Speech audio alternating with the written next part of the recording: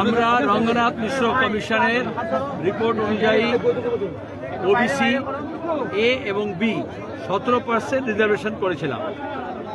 এটা সুপ্রিম কোর্টের প্রাক্তন বিচারপতি, প্রধান বিচারপতি তার কমিশন ছিল, এবং এখানে ব্যাকওয়ার্ড কমিশন হিসেব করে 7 এবং 10 করে 17 এ এবং বি তারা চেক করেছিল।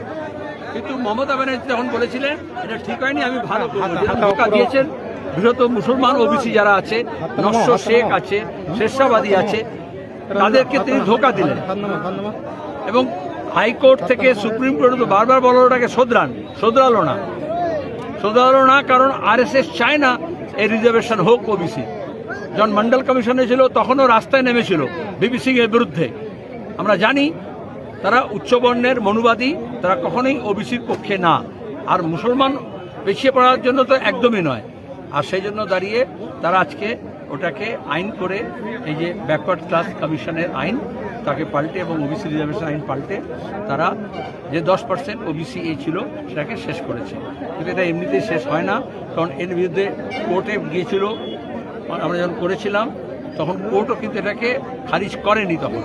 কিন্তু Mamata Banerjee SC ST OBC Trinamool দলের লোকজন টাকা পয়সা নিয়ে অনেক ভেজাল, অনেক নকল সার্টিফিকেট দিয়েছিল। তাহলে নকল যারা সার্টিফিকেট দিয়েছে, যারা দিয়েছে যে এসডিও যে অফিসার, তার বিরুদ্ধে ব্যবস্থা নেওয়া উচিত।